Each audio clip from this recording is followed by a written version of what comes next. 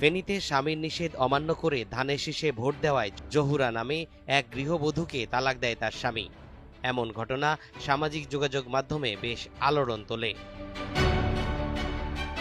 ঘটনাটি ছিল ফেনী সদর উপজেলার ধর্মপুর ইউনিয়নের বাঁশতলা এলাকায়।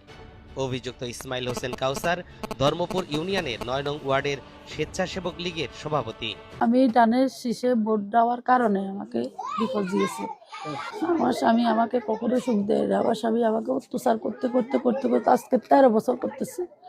আমার স্বামী আমাকে যেটা দিয়ে পারছে এটা দিয়ে বেড়েছে। আমি অনেক মার খেয়েছি। ছেলে মেয়ের দিকে খাইলেছি। আজকে আমার দিকে আল্লাহ তাকিয়েছে, তারক রহমান তাকিয়েছে। তারেক রহমানকে ধন্যবাদ আমাকে সহযোগিতা করবার জন্য। এই ঘটনা দৃষ্টি এড়ায়নি তারেক রহমানের। বিবি জহুরা ও তার 3 সন্তানের দায়িত্ব নেওয়ার ঘোষণা দিয়েছে বিএনপির চেয়ারম্যান। আমাদের দলের চেয়ারম্যান তারেক রহমান সাহেব জানার পর তিনি তাৎক্ষণিক আমাদেরকে সাথে যোগাযোগ করেছেন। আমাদের বিএনপি পরিবার, আমাদের মিথুন সহ যারা আছেন, শাকিল সহ এদের সাথে যোগাযোগ করে ওদেরকে পাঠিয়েছেন। সাথে সাথে আমাকেও ওদের সাথে আসার জন্য নির্দেশ দিয়েছেন। আমরা এখানে এসেছি, ওনার খোঁজ খবর নিয়েছি। ওনার জন্য তারেক রহমান সাহেবের পক্ষ থেকে একটা উপহার ছিল, সেটা আমরা দিয়েছি।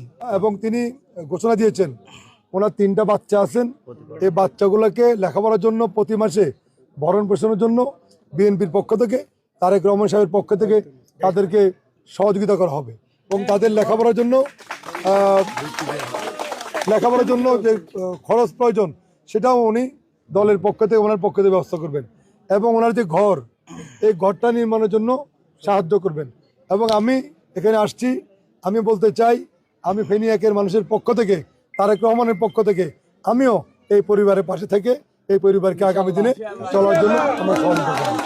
মানে আমাদের ঘটনা শোনার আগেই বিএনপির চেয়ারম্যান উনি জেনেছেন, জানার সাথে উনি আমাদের নির্দেশ দিয়েছেন যে মজনু ভাইয়ের সাথে কন্ট্যাক্ট করে এবং জেলা বিএনপির সাথে কন্ট্যাক্ট করে দ্রুত এখানে আসছে।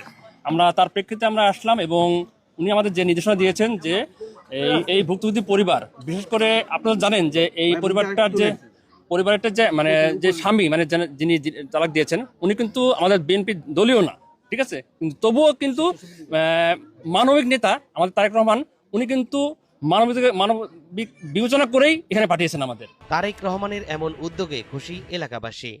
তারা আনিনি খায় তো আর না, মানুষের বাদ কাম কাজ করেই খায়, হাতে ঠিক মতে খাবা দে না, হাতে তোচারণ করে, হাতে মারধর করে, হিতিরে খুব কষ্ট দে।